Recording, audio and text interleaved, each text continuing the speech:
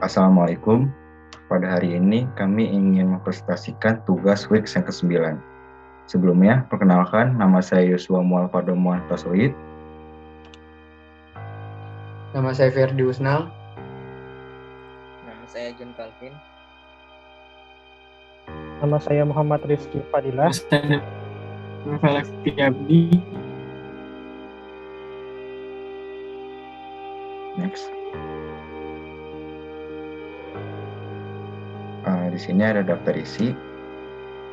Yang pertama itu mengidentifikasikan kebutuhan dan persyaratan. Yang kedua, pengumpulan data. Yang ketiga, analisis tugas hierarkis. Yang keempat, ada prototype. Dan yang terakhir, ada desain antarmuka. Untuk yang pertama, mengidentifikasikan kebutuhan dan persyaratan. Mengapa sih kita harus memakai persyaratan? Dikutip dari Taylor tahun 2000, penyebab tunggal kegagalan proyek IT itu tidak ada, yang ada hanya masalah persyaratan. Artinya, sebagian proyek IT gagal karena ketidakjelasan persyaratan dan tujuan. Next. Di sini ada jenis-jenis persyaratan. Yang pertama itu adalah persyaratan fungsional, yaitu memperoleh apa yang seharusnya dilakukan oleh produk. Misalnya, contoh lemari es pintar. Lemari es itu akan dapat memperingatkan pengguna saat baki mentega kosong. Yang kedua, ada persyaratan data. Mendapatkan ukuran atau jumlah, jenis, volatilitas, akurasi, dan nilai datanya. Contohnya dalam domain perbankan. Dalam perbankan, data harus akurat dan terkini. Yang ketiga, ada persyaratan lingkungan. Meneruskan ke keadaan di mana produk diharapkan untuk digunakan. Ada 4 aspek lingkungan seperti fisik, sosial, organisasi, dan lingkungan teknis. Yang keempat, ada persyaratan pengguna. Memperoleh karakteristik kelompok pengguna. Misalnya pengguna kemungkinan besar ada ilmuwan komputer yang terlatih baik. Dan yang terakhir adalah persyaratan kegunaan. Memperoleh tujuan kegunaan untuk produk yang interaktif. Next. Contoh. Apa persyaratan fungsional, data, lingkungan, pengguna, dan kegunaan untuk skenario berikut? Sebuah sistem untuk mendukung tim desain yang terdistribusi untuk desain mobil. Next. Untuk menjawabnya, dapat persyaratan fungsional itu yaitu sistem harus dapat mengkomunikasikan informasi antara situs secara jarak jauh. Yang kedua itu data. Sistem harus memiliki akses ke data dan informasi desain. Yang ketiga, lingkungan. Sistem secara fisik didistribusikan ke area yang luas dan file dapat dibagikan secara elektronik. Yang keempat, pengguna. Desainer profesional yang cenderung siap meluangkan waktu untuk mempelajari sistem baru. Dan yang terakhir, yaitu syarat kegunaan, yaitu menjaga tingkat kesalahan transmisi tetap rendah, mungkin menjadi prioritas utama.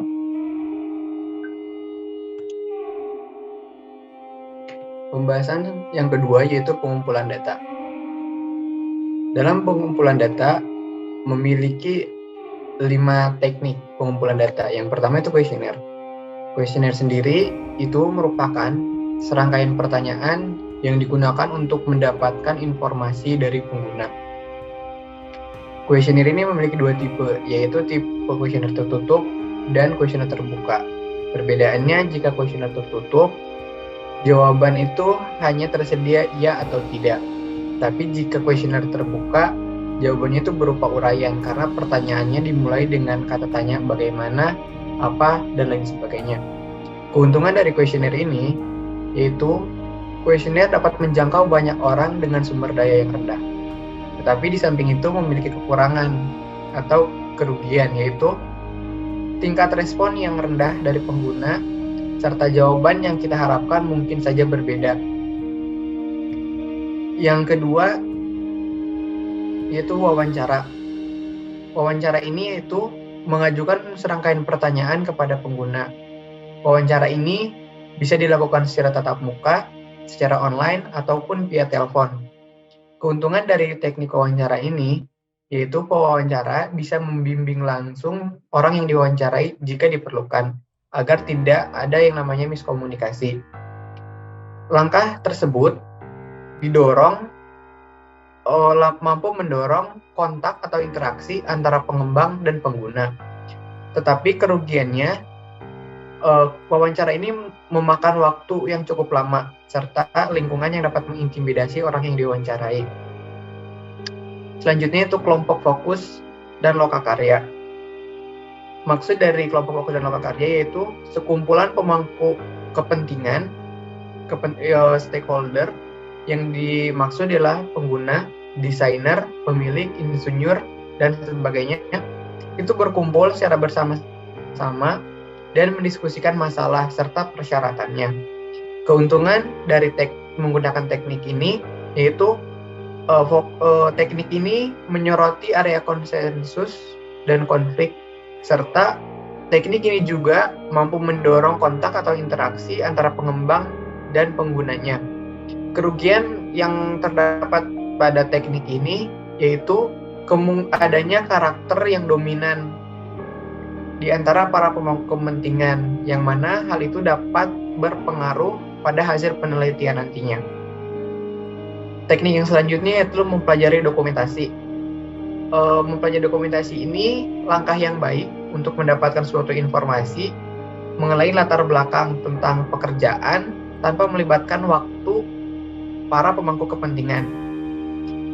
Keuntungannya menggunakan teknik ini yaitu tidak diperlukan komitmen waktu dari pengguna, tetapi memiliki kerugian yaitu pekerja sehari-hari akan berbeda dari prosedur yang terdokumentasi. Teknik yang terakhir yaitu pengamatan yang realistik.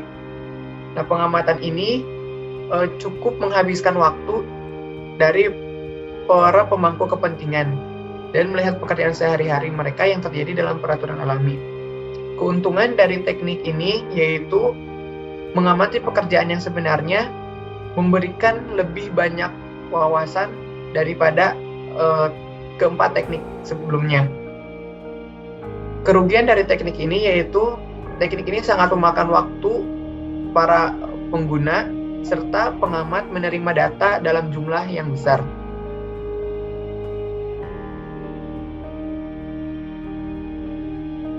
Lalu untuk analisis tugas yang paling banyak digunakan.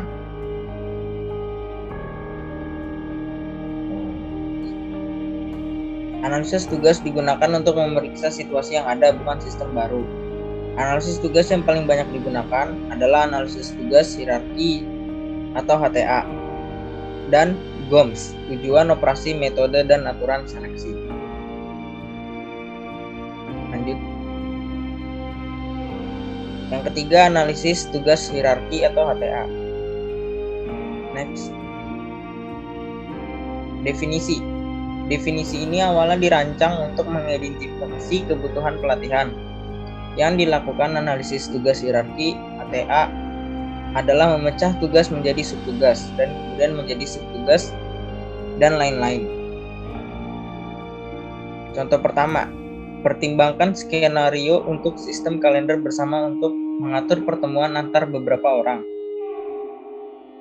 Pengguna mengetikkan semua nama peserta rapat bersama dengan beberapa batasan seperti namanya rapat, kapan rapat perlu diadakan, dan di mana perlu diadakan.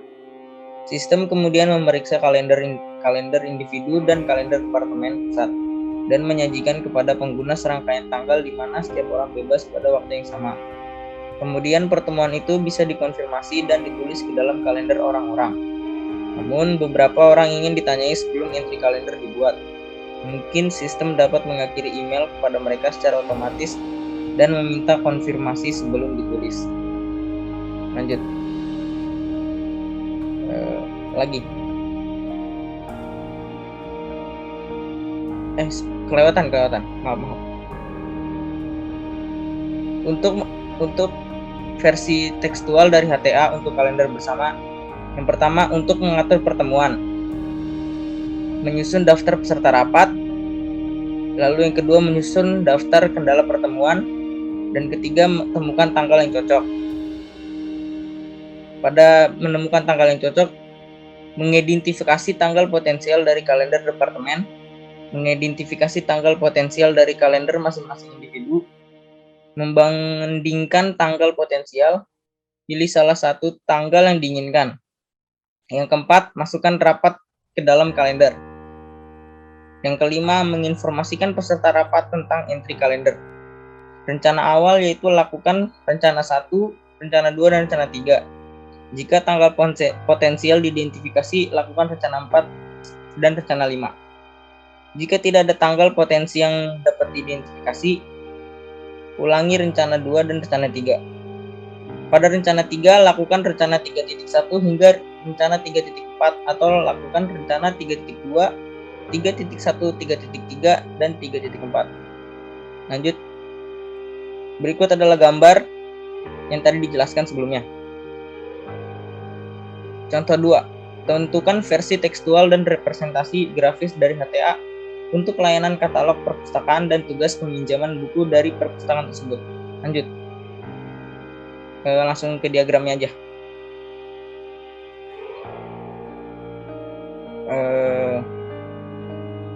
Untuk versi tekstual dari HTA untuk meminjam buku dari perpustakaan, yang pertama pergi ke perpustakaan.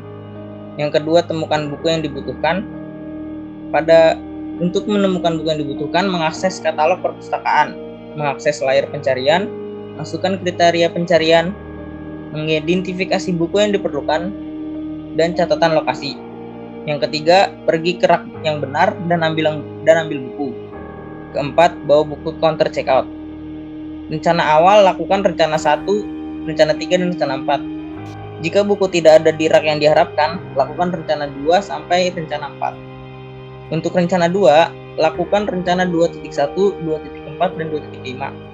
Jika buku tidak teridentifikasi, lakukan rencana 2.2, rencana 2.3, rencana 2.4, dan rencana 2.5.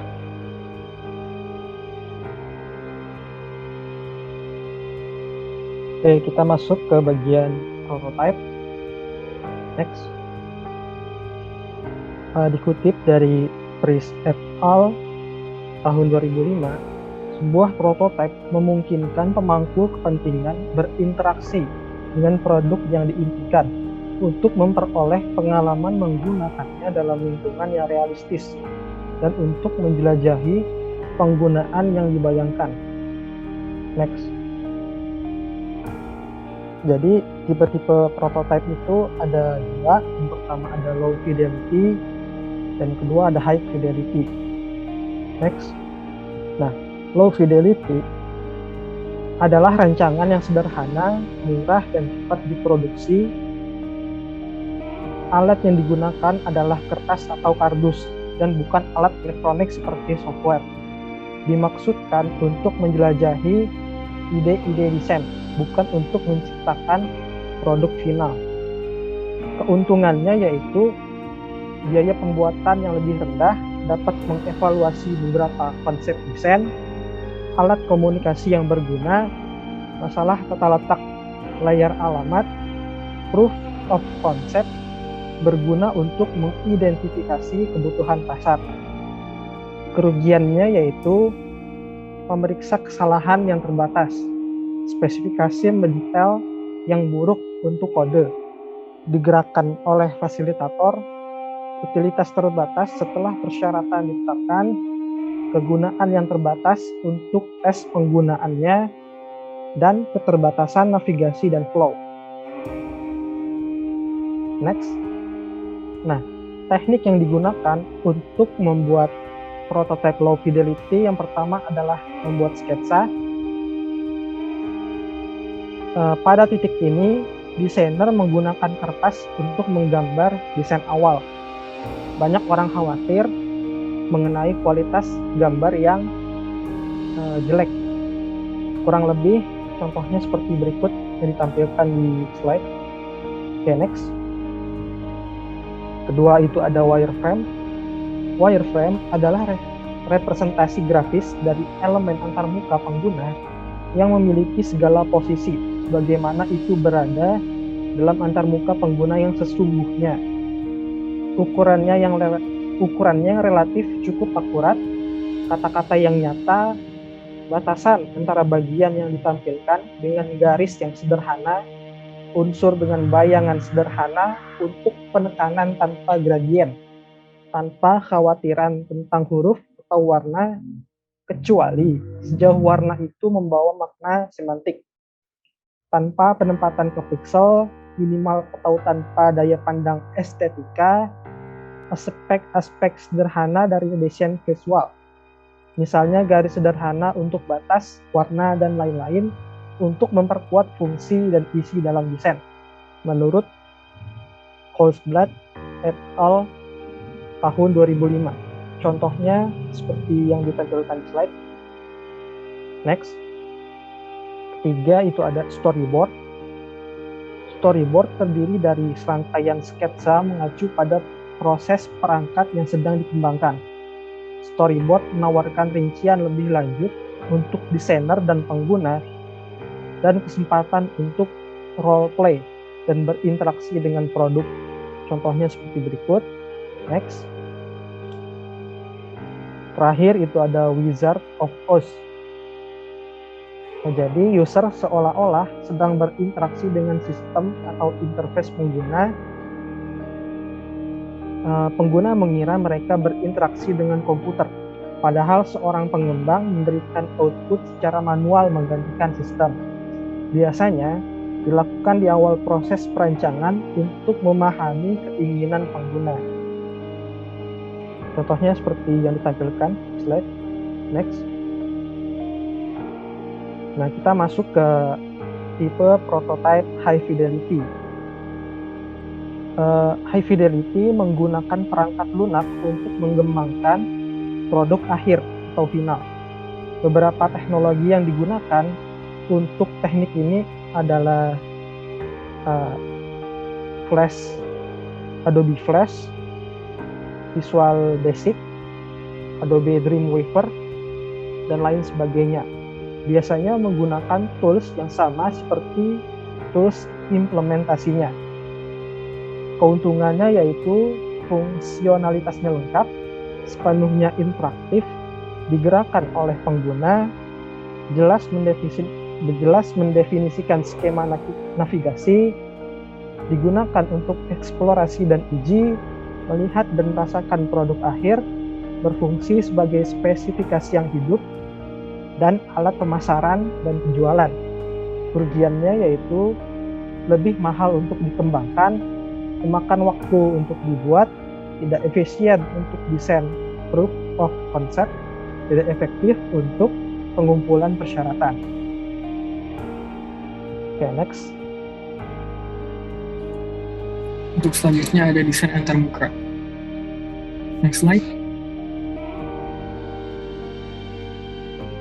Menurut Bruce et al. Tahun 2005, antarmuka terbuat dari widget, elemen-elemen seperti kotak dialog, menu, icon, toolbars, dan lain-lain. Next slide. Terdapat 3 aspek utama dalam desain antarmuka, yaitu desain menu, desain icon, dan desain layar. Next slide. Desain menu pada desain antarmuka berfungsi untuk memberi pengguna pilihan yang dapat berupa pilihan perintah atau pilihan opsi yang terkait dengan perintah. Pada umumnya, letak menu ditempatkan pada bagian atas dari desain antarmuka. Terdapat beberapa desain menu, antara lain itu ada drop down, pop up, single dialog menu, dan lain-lain. Untuk contohnya terdapat pada slide. Bisa di next slide. Kemudian ada desain icon. Icon adalah sebuah simbol yang dapat digunakan untuk membantu seorang pengguna. Icon sendiri dapat bersifat budaya dan konteks spesifik. Contohnya yaitu sepasang gunting yang mempresentasikan cut pada dokumen Word. Kemudian untuk penggunaan icon sendiri kita harus hati-hati karena budaya yang berbeda mungkin kan memiliki pandangan berbeda pula mengenai icon tertentu. Selanjutnya, desain layar. Desain layar salah satu dasar untuk mendesain sebuah layar adalah dengan menerjemahkan analisis tugas, misalnya HTA, ke dalam sebuah layar. Aspek yang harus digunakan desainer untuk memperhatikan pengguna adalah dengan menggambar lebih jelas beberapa prinsip komunikasi visual. Misalnya setiap layar harus dirancang dengan sedemikian rupa sehingga pengguna dapat pertama kali melihatnya. perhatian mereka dapat tertuju dan terfokus pada sesuatu yang sesuai dan berguna untuk tugas yang dihadapi oleh mereka. Kemudian, apakah animasi pada desain antarmuka itu menarik perhatian pengguna? Tidak selalu, karena animasi dapat sangat mengganggu jika tidak digunakan secara relevan dengan tugasnya. Akan tetapi, animasi akan efektif jika digunakan dengan bijaksana. Kemudian, next slide. Kesimpulan dari pembahasan hari ini. Yang pertama itu banyak proyek IT yang gagal disebabkan oleh kebutuhan dan persyaratan yang buruk. Semua pemangku kepentingan harus bekerjasama untuk menyelesaikan kebutuhan mereka sebelum merancang sebuah produk. Persyaratan ini termasuk persyaratan fungsional, data, lingkungan, penggunaan, dan kegunaan. Yang kedua itu beberapa teknik pengumpulan data adalah kuesioner, wawancara, kelompok fokus, kemudian mempelajari dokumentasi dan pengamatan naturalistik.